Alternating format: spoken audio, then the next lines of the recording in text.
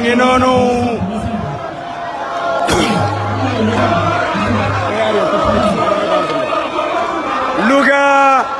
Louga ngi noonu Louga ngi noonu exceptionnel accueil Sonko nama naa la bi ngi noonu exceptionnel accueil à Louga lo la caravane du président Ousmane Sonko dans les rues de Louga. Exceptionnel.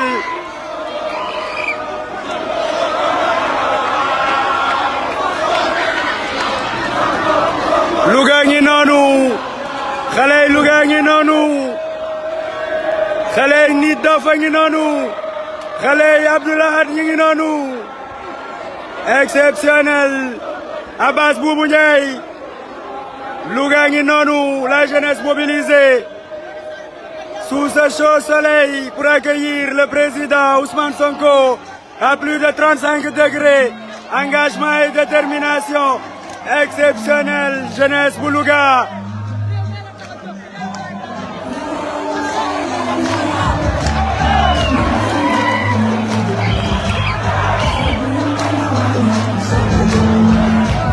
mi ngi noonu ma ne naaj bi tàng na Louga mi ngi ci 35 degrés xale yaa ngi ci biti di daw ànd ak président Ousmane Sonko engagement ak détermination ci digg Njolor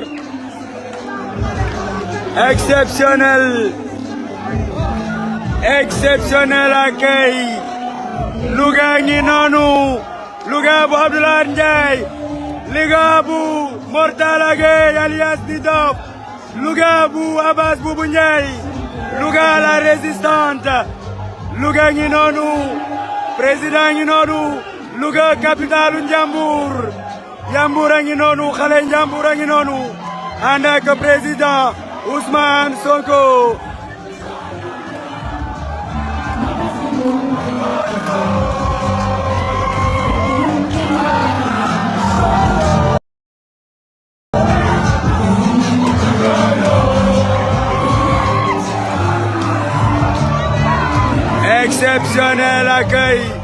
Exceptionnel accueil, la marée humaine à Louga. Louga, la marée humaine. Président Ousmane Sonko. Exceptionnel. Xol tooy na, xol yi tooy nañ. Louga gi nii lii ma sam ci Njambur.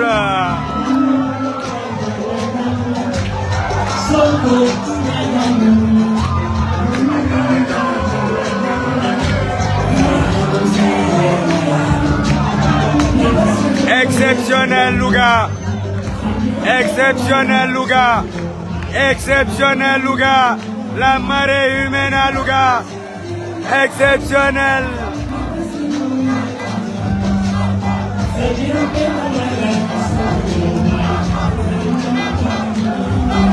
Louga ngi noonu,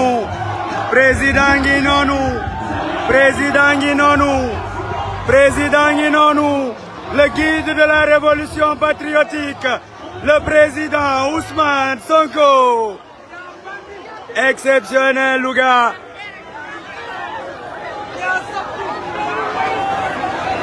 Exceptionnel Louga. Exceptionnel. Ma ne xool leen mbooloo mi. Xool leen mbooloo mi.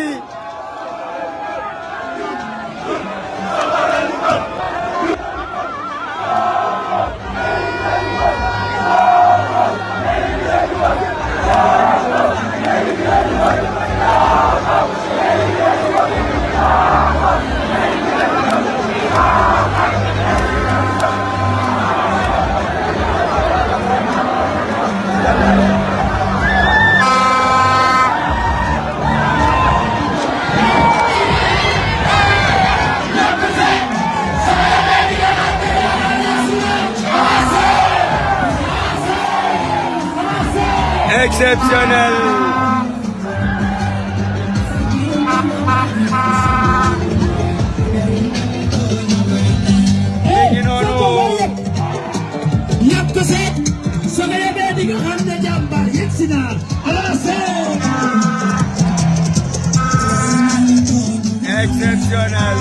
exceptionnel Louga.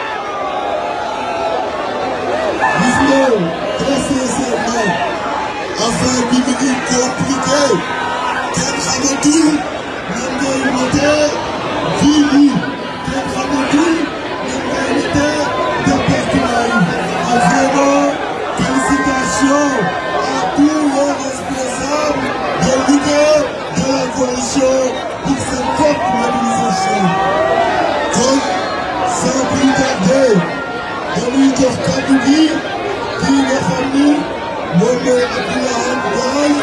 mu wax présenté tous les responsables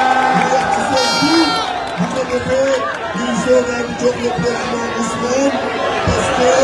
ñoo ngi leen appelé le télémaire dem ba dans le Jolof te boobu ba tey le directeur de campagne communiqué pas li ñu koy préciser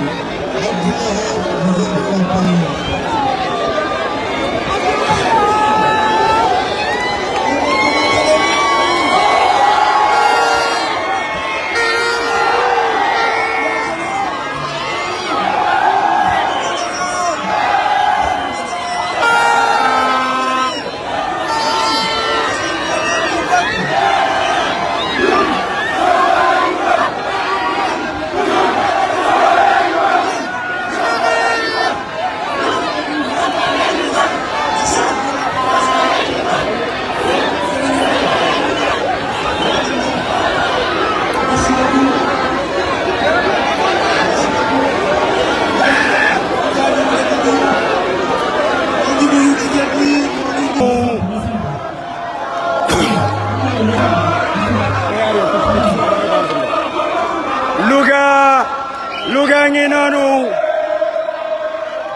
Louga ngi noonu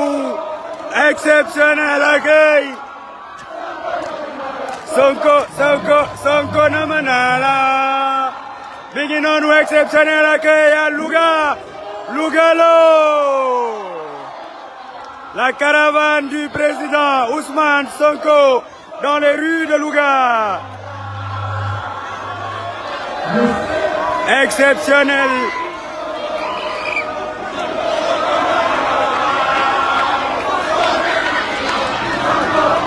Louga ngi noonu xale yi Louga ngi noonu xale yi nit dafa ngi noonu xale yi Abdoulaye ngi noonu exceptionnel Abbas Boubou Ndiaye Louga ngi noonu la jeunesse mobilisée sous ce chaud soleil pour accueillir le président Ousmane Sonko à plus de 35 degrés. Engagement et détermination exceptionnel jeunesse bu Louga.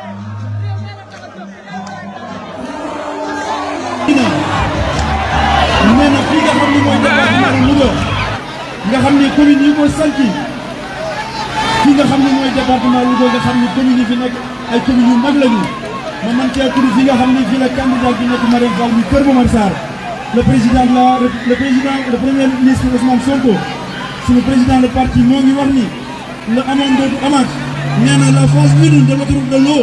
incha allah mu war a jóge Kër Momar Sarr képp kuy chef de village képp kuy maire képp ku nekk moom lay tàllal loxo di la wax ni dafa fas yéene liggéey ci cette phase bi di seen bopp ndax dafa bëgg li ñëpp bokk ñëpp jot si.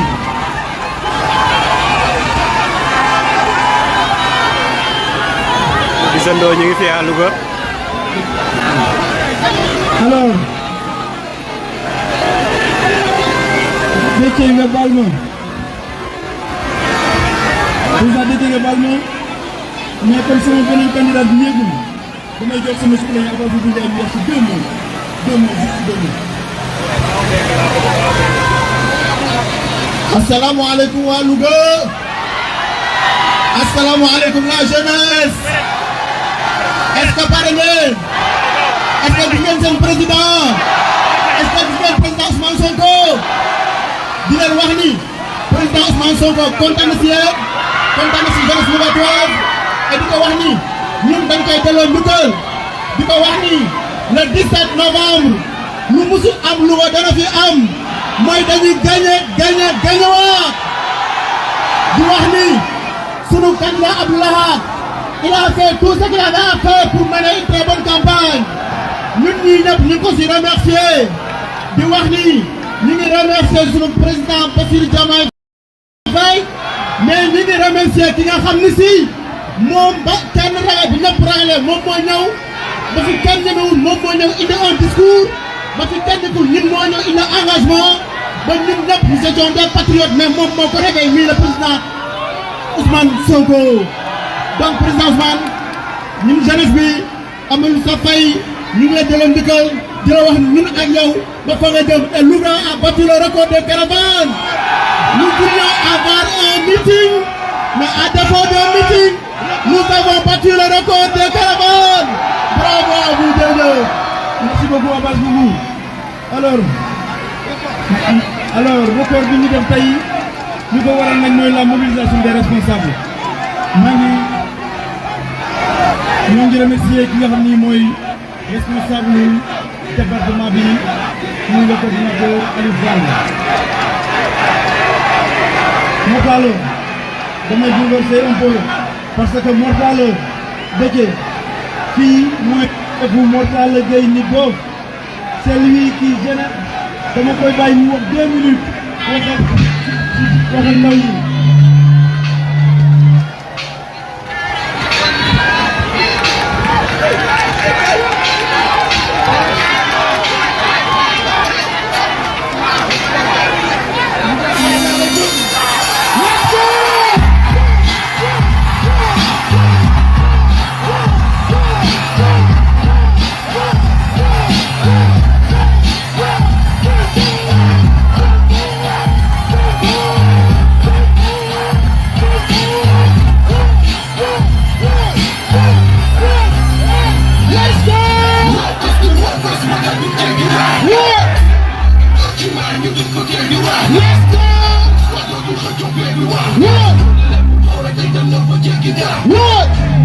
Merci beaucoup.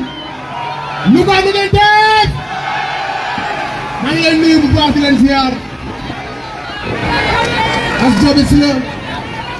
maa ngi nuyu waa Louga sama waxtu bari sama xol moo fees. du ma def lu dul nuyu suñu jàmbaar ji. nuyu suñu gaynde gi. nuyu le président Ousmane Sonko. l'espoir de la jeunesse. Le leader charismatique, le brave, le courageux, le lion, et c'est moi qui sauve réewam, qui yee ndaw ñi, qui yëkkati Afrique, qui ñu delloo suñu fierté, jàmm yooyu. Le lion. léegi ñun ñëpp ku nekk suñu ambassadeur suñu liggéey sa kër ak ñun président du wër Sénégal man ñun ñooy wër sa kër. waaye ñu ngi nga noppi waaye ñoo di taxul ñun ñëpp kontaan. dernier bi suur yi ku nekk na dugub këram ku nekk na dem fii ñu wax suñu bopp baykat yi lan moo ñu mënu seen aar yu bëri ñoom dafa nañu campagne ba ku nekk wëdd sa kër ba ku nekk wëdd sa village parce que askan wi dañu ko war a jël jox ko le président Ousmane Sonko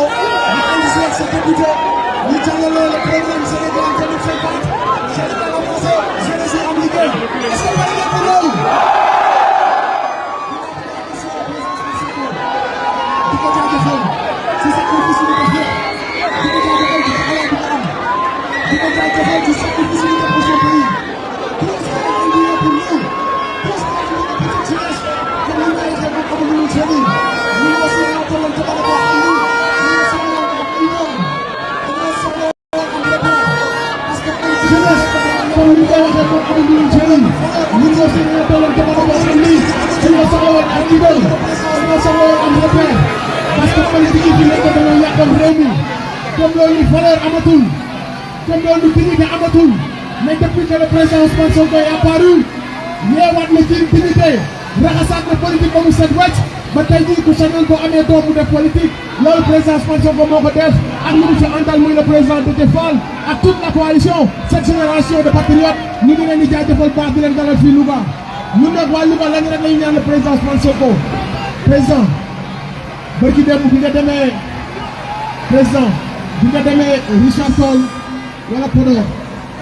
da nga faa def benn déclaration d'amour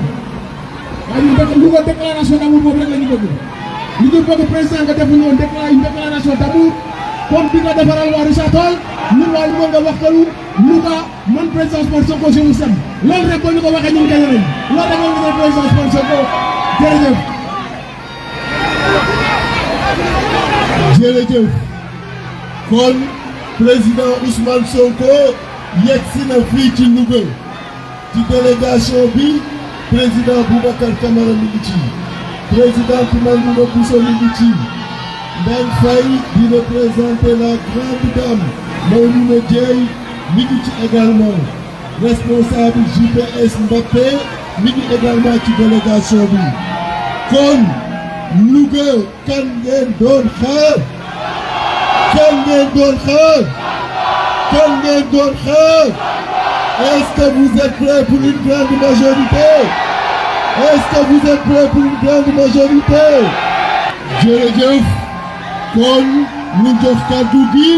le président Ousmane Sonko.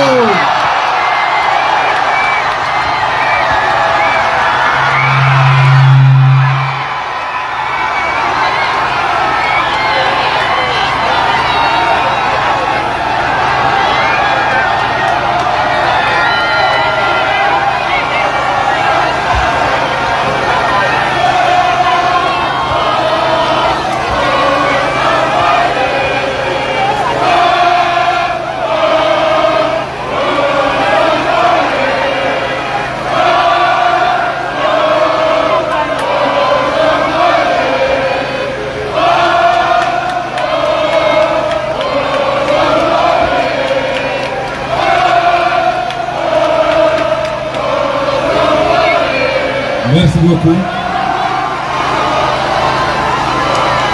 Assalamu alaikum mbokki Louga.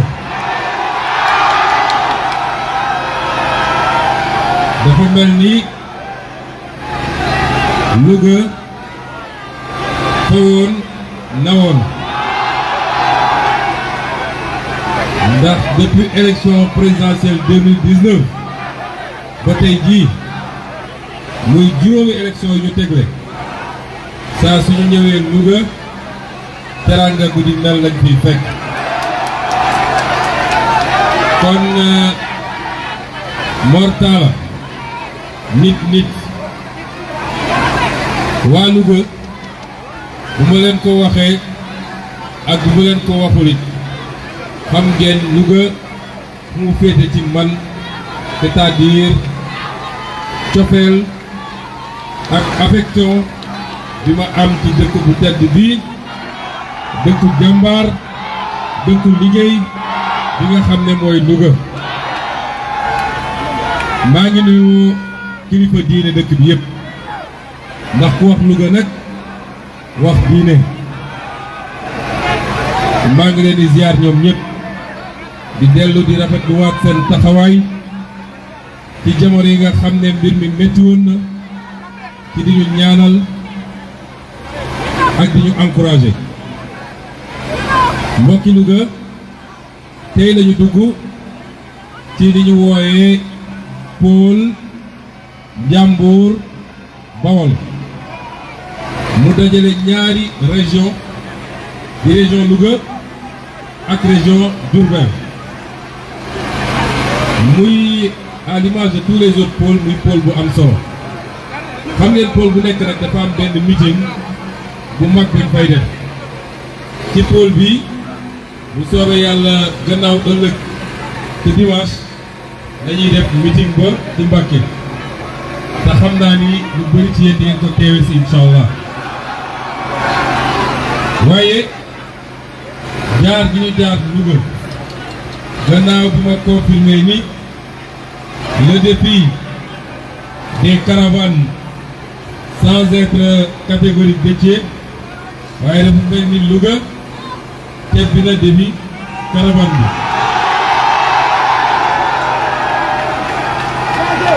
bi ñi ciy féliciter toute la jeunesse de Louga di ci féliciter mag ñi ak jigéen ñi waaye di ci féliciter également toute la coordination toutes les coordinations réunies sections yi cellules yi parce que Pastef est un parti organisé structuré mais surtout un parti boo xam ne dafa am ancrage am au plus profond de la société sénégalaise waaye doonte meeting bi Mbàkke lay am dinaa jikki ñetti poñ rek yu gàtt yoo xam ne mënuma koo bañ a wax fii ci Louga poñ bi ci njëkk mooy lu jëm ci émigration ndax Louga dafa bokk ci dëkk yoo xam ne dañ ko ràññee ci une forte population d'émigrés ay nit ñu jàmbaar ñu am fulla ñu am jom génn réew mi pour dem daan seen doole te lu ñu am suba ngoon ñu ngi koy séddoog waa réew mi ma profité ci rendre leen hommage au-delà des émigrés de Louga à tous les émigrés du Sénégal nga xam ne bu woon ñoom boo moytul mbir mi suux na bu yàgg ndax les transferts yi nga xam ne émigré dañ koy def ñu ne léegi war naa ëpp 1500 milliards transferts yooyu mooy boucher le trou social boo xam ne l'échec des politiques publiques de 1960 à maintenant créé na ko fii ba ménage yu bëri aussi bien en zone urbaine qu'en zone rurale boo moyetul suñu woon émigré yi bu ñu añee duñu reer bu ñu feebaree duñu faju école du fa am teen du fa am forage du fa am kon ces émigrés là qui souvent vivent dans des conditions extrêmement difficiles mais bëgg seen réew tax ñu toog di ko muñ fii Louga loolu laa leen di rendre hommage profité ci wax jeunesse bi également que dem tukki dara newu ci yàlla mi ñu sàkk moom ci boppam moo njëkkane tasaaroo leen ci kaw suuf ngir dem fàggu wërsëg ak ngir découvrir li nga xam ne mooy ay mbindeefu yàlla kon tukki aayul waaye da ngay tukkee moo mën a aay jël ay gaal di risquer ta vie ndax ñu bëri 90% émigrés yi nekk tey Europe muy première émigration bi ñu xam amul ci kenn ku jël gaal wala mu topp désert bi waaye dañoo jaar fi ñu war a jaar ba yàlla jox leen kayit ñu tukki dem liggéeyi kon phénomène gaal ak ñoom seen léegi la xew démb rek ñu ngi may annoncé benn gaal boo xam ne ay ndaw la yu dëkk fële Fuuta daa di traversé dem Mauritanie à partir de Mauritanie fi ñuy wax Nouadhibou ñu jël gaal ne dañuy dem Europe waaye bañ a fekk seen gaal ga fukki bakkan ak juróom-ñaar faatu nañ fa ci condition yoo xam ne kenn xamul naka la war a métier est-ce que loolu jar na ko kon gannaaw bu ñu rendre hommage émigré le message que je continue à lancer l'avenir de cette jeunesse mi ngi fii ci réew mi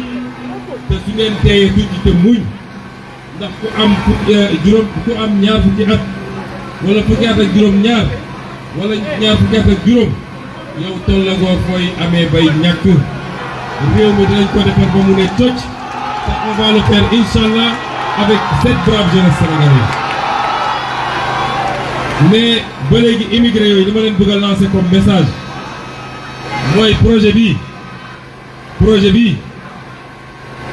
là les Sénégalais de la diaspora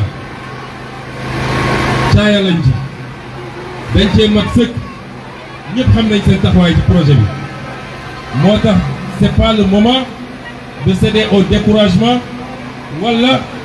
ñu naan ay ñun amuñu poste réew sàngam kenn namewu fa kenn ñu naan kon dañuy seetaan déedéet réew mi ñëpp la soxla képp ku ñu fan càmbar ba gis ni ci say diplôme ak ci sa jaar-jaar réew mi soxla na la moo xam Italie nga ne moo xam Espagne wala Arabie Saoudite wala Japon daañ la woo dénk dañ la war a dénk waaye ñëpp mënuñoo nekk dans des fonctions administratives ou publiques li ëpp solo mooy réew mi baax parce que su réew mi baaxee nit di nga ko wone ko kaay jël fonction publique mu ne la bëgguma parce que chacun voudra yor ay affaire am di def ay business am di ci gagner ay millions moo gën ngay dugg ci fonction publique weer wu ne ñu lay fay ay salaire yoo xam ne yàlla xam ni mu toll. gëdd gi ñu jox émigré yi moo tax campagne bi directeur de campagne dafa prévoiroon benn journée boo xam ne dañuy daw dem def benn meeting à Milan nga xam ne toute la diaspora dañuy ñëw daje foofu ñu def un giga meeting de la diaspora xamaguñu ndax dinañ ko mën a tenir ou pas mais liñ ci bëgg a wane rek mooy importance bi ñu jox diaspora ci lu ñëw liggéey ci réew mi kon à cette diaspora là la ñu war a def ci li ñu tuddee la banque de la diaspora nga xam ne lu bëri ci nit ñi dajale di ko envoyé ci réew mi muy dugg ci ay poche mën nañ ko dajale tey dugal ko ci benn banque boo xam ne day financer le développement te kenn ku nekk ci ñoom doon ci actionnaire ñu utal jigéen ñi liggéey utal góor ñi liggéey loolu di jurat xaalis ñoom ñu ciy jël seeni part de dividende loolu yaakaar nañ leen ci bu baax waaye tamit ba léegi ci émigré yooyu li nga xam ne bëgg nañ ko lancer parce que yéen a ngi dégg bor bi waaye mën nañu créer des conditions yoo xam ne lenn ci li ñuy soxla pour mottali financement bi le temps que ñu def les réformes fiscales le temps que ñu renégocier les contrats lenn ñuy soxla ci xaalis mët jógee ci poche waa réew mi moo tax li ñu waxoon ni dañuy def émettre ay diaspora bond da ngeen dégg ñu naan eurobond man ma ñëw ñu ne nañ ko tuddeewaat les patriotes bond parce que warul yem ci diaspora bi waaye kenn ku ne war naa mun a am lu mu jël ne lii dugal naa ko muy contribution te muy lu lay jural ëllëg loolu ñu ngi ciy xaar diaspora bu baax waaye deuxième point bi ma bëgg a attaquer mooy li nga xam ne mooy solo secteur privé dans la vision 2050 gis nga réew secteur privé mooy doxal économie réew secteur privé mooy créer entreprise secteur privé mooy créer emploi suñ demee ci réew ba li ëpp ci emploi yi état moo koy créer loolu mooy réew moomu fayit na te loolu mooy problème mu Sénégal secteur privé boobu nag nga xam ne dañ koo jox importance ba soo seetee ci li ñu manqué ci financement ci 18 000 milliards yi ñu soxla pour def le programme vision 2050 complément de financement bi ñu soxla niñ ko répartir ñu ngi xaar 70% ci société privée ci secteur privé et seulement 30% ci état bi loolu day wane importance bi ñu jox secteur privé li tax ma waxee ko fii nag ci Louga mooy fii Louga dafa jur li nga xam ne mooy li ñu gën a ràññee ci secteur privé di Sénégal ba léegi mooy Alaaji Jiili Mbay nga xam ne tey bi ko yàlla moomee ba léegi lu mu tuuti war na def 25 ans wala 30 ans waaye kenn mënagul lim homme d'affaires bu ko toll fii moo tax bu may wax ci secteur privé pour jox ko un exemple à tout le secteur privé sénégalais ñu xam ne secteur privé li ko jiitu mooy patriotisme gannaaw boo demee faggu ba yàlla jox la gannaaw bu la état bi jàppalee ba yàlla jox la nga réinvestir ci réew mi te commencé ko fi nga dëkk loolu mooy li ñuy wax secteur privé patriotique kon secteur privé boobu fii laa koy waxee tudd ci Jiili Mbay tudd ci Ndiouga Kébé tudd ci keneen ak keneen mu doon exemple yéen tam pour yéen ci jeunesse bi ndax ñoom Alaaji Jiili Mbay jëluñu daal génn réew mi ne donte dem nañ liggéey bitim réew ba am li ñu am kon nañu xam ni gëm suñu bopp gëm projet président Bassirou Diomaye Faye gëm li ñuy doxal ci gouvernement mooy créer li ñu soxla te réew mu sa développé looloo ko développé musoo gis réew moo xam ne jeunesse su réew mi yëpp fàq nañu dem ñu ne réew moomu développé na amul fenn ñetteel bi ma bëgg a aborder fii nag mooy lu jëm ci mbay mi parce que Louga yemul ci Louga ville Louga dafa am la Louga rural mooy li nekk ci biir nga xam ne ña nga bay fi la ñuy bay lu ëpp ci soble fi la ñuy bay lu ëpp ci ñebbe ak yeneen ñu wax lu gàtt ci loolu ndax nit ñi suñu adversaires yi nga xam ne ñoom seen politique yëpp mooy sosal Ousmane Sonko sosal président Diomaye def li ñuy wax désinformation dégg naa ñoom dañuy dugg ci àll bi dem booru Potou buñ demee foofu ne baykat yi état bi dootu leen toppatoo du leen jox jiw du leen protéger pour ngeen mën a jaay soble si moo bëgg a wax ñëpp ni bi ci gën a gàtt mooy suñu dara juróomi at yi ñu dëgmal président de la République Sénégal mi ngi tudd son excellence Bassirou Diomaye Diakhar Faye loolu la yàlla tudd kon ñi ñuy wër di leen fekk fi ñu toog moo xam baykat nga wala nappkat nga wala transporteur nga wala koo mun ci doon di la wax yoo xam ne ay waxu daanu saret la war nga xam ni ki nga xam ne moom ngay jëflante ci juróom at yi ni mu gën a gàtt ci juróom at yi incha rabbi kooku mooy président Bassirou Diomaye nit nag mënuñu la fal nga xool secteur yi ëpp solo ci réew mi nga ne dama leen di dumóoyu du ma leen faale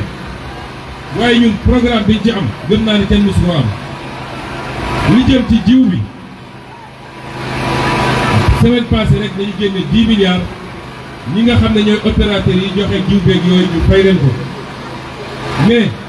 képp kuy bay fi mu toll nii moo xam soble ngay béy wala pomme de terre wala produit maraîchage yi di nga am subvention di nga am jiw bu mag di nga am engrais waaye li gën a doon problème fii mooy nit ñi bu ñu bayee ba pare amuñu fu ñu stocké amuñu fu ñu conservé bu ko defee mbay mi day yàqu ci àll bi. am nañu un ambitieux programme pour développer des chaînes de conservation ba soble dootul yàqu ci réew mi mais ensuite mu encadré ko par une bonne politique de protection ba nga xam ne tant que li nga xam ne bay nañ ko fii jaay ñu ko ba mu jeex du ñu ubbi frontières yi pour gars yi di fi andi soble mu ñëw concurrencer soble bi fi nekk wala ñuy andi ay légumes mu ñëw concurrencer légumes bi fi nekk mais am na un programme de communication parce que Sénégalais yi bu ñu leen di wax consommer local ñoom duñu comprendre li ñu wax boo waxee ceeb bi suñu jigéen ñi nga xam ne léegi ngeen baal ma rek waaye dañoo xaw a taay ci togg bi dañu naan riz local bi dafa naqaree togg mais dafa am benn proverbe français boo xam ne waa ji nee na je préfère marcher 1 kilomètre pour acheter un produit français que d'acheter un produit chinois au bas de mon immeuble loolu mooy patriotisme nit ñi dañ naan soble bi ñu importé moo ko gën a neex wala ceeb bi ñu importé moo ko gën a baax mais suñu commencé woon di jënd soble bi di jënd ceeb bi loolu mooy permettre baykat bi gën a am doole ba gën a mën a améliorer moom ni muy defaree soble ba bientôt on aura benn soble boo xam ne day doon soble de meilleure qualité kon suñu jàppalewul suñu baykat yi ñu préféré jënd soble bu jógee ci biti soble boo jënd bu jógee ci biti yaa ngi enrichir un paysan de Bangladesh de Chine de France wala de Hollande mais yaa ngi appauvrir sa paysan noonu lañ ko war a defee ci ni ñuy sol ci yére yi nit mun na sol veste sax veste mais veste bi mun nga ko ñawlu fii man de veste moo sol fii lañ ko ñawloo montre moo takk fii lañ ko defaree chemise moo sol fii lañ ko ñawee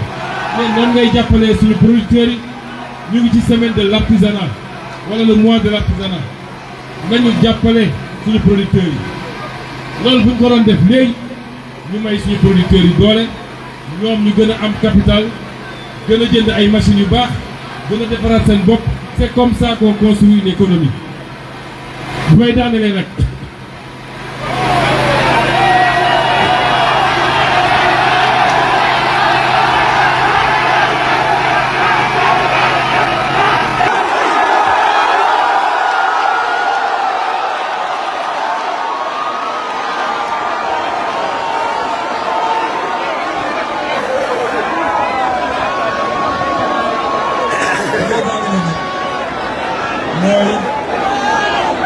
ngeen ci suñu programme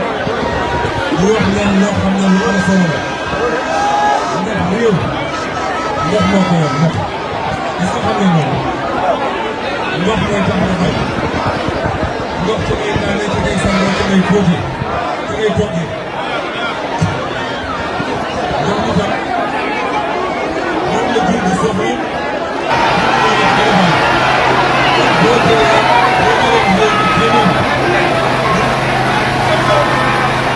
may daanelee nag mooy yéen dégg ngeen ci suñu programme ñu wax leen loo fekk ndox réew mënul bay nawet ak noor mënul atteindre autosuffisance waxuma laa mu naan day exporter moo tax président Diomaye bi mu ñëwee bokk na ci programme yi njëkk a yëkkati mooy li ngeen tuddee les autoroutes de l'eau li ngeen daan dégg mooy autoroute yi nga xam ne oto yeeg camion yeeg ñoom seen ñoo ciy daw ñu ne léegi lu mel noonu la ñuy def waaye jëlee ndox mi Lac de Guiers ci boppam jëlee ndox mi ci fleuve Sénégal ñu daal di def autoroute de l'eau boo xam ne uniquement pour ak càmm gi loolu bokkul ak le projet du grand transfert d'eau bi nga xam ne lancé nañ ko ba pare mu war a jëlee ndox mi fii ba fi nga xam ne moo am problème ndox tey te li fa nekk ci Sénégal lool muy Dakar muy Touba muy Mbour ñu mën faa yóbbu ndox de qualité waaye li ma bëgg a dalal xelu suñu mbokk waa kër Momar Sarr ak li ko wër ndax gën nañu jooytu ni ci ñoom la ñu jëlee ndox te ñoom amuñu ndox ma wax leen ne ci projet yi ñuy lancé balaa ndox di egg Louga wala muy egg Touba wala muy egg Ndakaaru wala muy egg Mbuur waa kër Momar Sarr ñooy njëkk a jot seen wàll ci ndox mi loolu moom la ñu njëkk a inscrire ci projet bi parce que ñun développement équitable la ñu wax mooy Sénégal yëpp ñu tolloole leen ba kenn ku ne mën cee gis sa bopp. dernier kàddu bi nag mooy wax nañu lu bëri lu jëm ci suuf nee nañu Louga am na problème mu suuf te suuf si